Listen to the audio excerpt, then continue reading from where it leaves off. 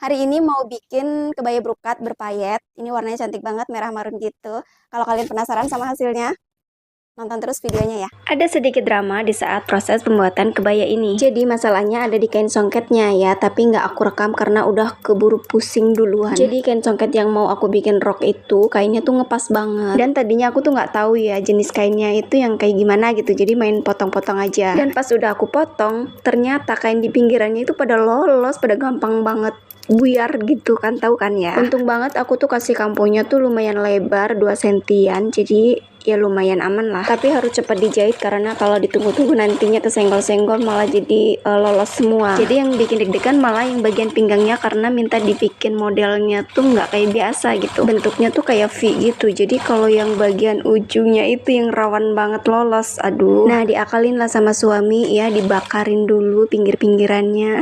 Sedikit lega tapi masih deg-degan juga, takutnya nggak muat karena ada sedikit berkurang ukurannya. Nah, udah jadi ini hasilnya seperti ini belum digosok ya.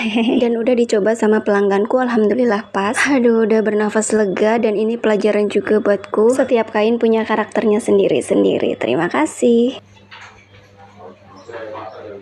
Hari ini mau bikin kebaya brokat berpayet. Ini warnanya cantik banget, merah marun gitu.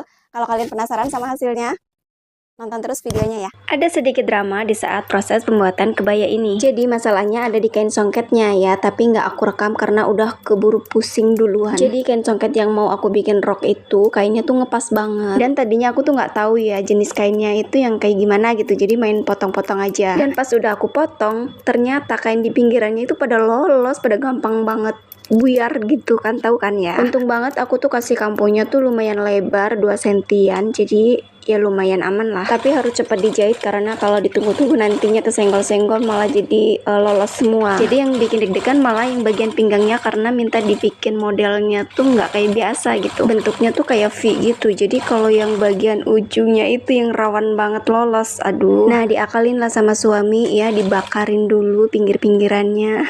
Sedikit lega tapi masih deg-degan juga, takutnya nggak muat karena ada sedikit berkurang ukurannya. Nah, udah jadi ini hasilnya seperti ini belum digosok ya. Dan udah dicoba sama pelangganku, alhamdulillah pas. Aduh, udah bernafas lega. Dan ini pelajaran juga buatku, setiap kain punya karakternya sendiri-sendiri. Terima kasih.